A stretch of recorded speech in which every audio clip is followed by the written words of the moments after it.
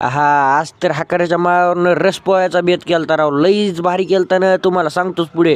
तर जय महाराष्ट्र मित्रांनो, आज आपल्या डेली वर्कआउट चॅलेंजचा दिवस 156वा बरं का. आजचा ब्लॉग ना एकदम तोडू फाडू झालेला आहे बरं का. आजच्या ब्लॉग मध्ये लय मजा येणार आहे, म्हणून ब्लॉग शेवटपर्यंत नक्कीच बघा बरं का. आणि आपल्याला फॉलो नक्कीच करून घ्या. मी माझा वर्कआउट कंप्लीट करूच लागलो की तेवढ्यात मला फोन आला गाण्याचा. गाण्या म्हणला मी पुण्याहून आलोय भाऊ, लवकर ये. मग काय आलो बस स्टँडला, गाण्याला घेतला आणि नीट गावाकडे आलो भाऊ. आज माळावर रस पोहायचा बेत होता म्हणून गाण्या मला न्यायला आलता. चिखलाच्या रस्त्यानं आम्ही वाट काढत गेलो बुवा एकदाच माळावर, पण गाण्याची गाडी माझ्यामुळे भरलेली म्हणून गाण्यानं माझ्याकडून गाडी धुवून घेतली.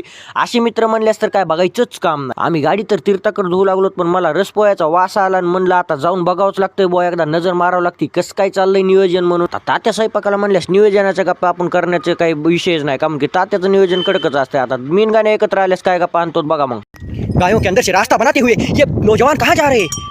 ये उसी गुफा का द्वार है जहाँ रावण राज करता था। ये वही लंका है जो हनुमान ने जलाई थी। ये सोने की थी, ये कान में पूरी की पूरी अभी बंजर सी बन चुकी है। ये पत्थर भरे दिल वाले सुन लो एक बात मेरी, मेरा करता पूरा कीर्तन में आई जाता है। हम वही बंदे हैं जिसने पहली बार लंका का शोध लगाया था, और ये वही लंका है जो रावण की थी। अभी देखो बंजर सी बन चुकी है। एक वक्त था यहाँ अमृत बरसता था, अमृत मतलब कि पानी बरसता था, मगर अब जमाना ऐसा आ गया कि यहाँ पर कुछ बरसता ही नहीं है। बरसता नहीं है तो गरजता है बादल। जब हर वक्त गरजता है बादल तो घास फूस आती है इस लंका में, और हमको अभी पानी की जरूरत है मर्दे, तो हम ना ये ब्लॉग इधर ही रोक देता है।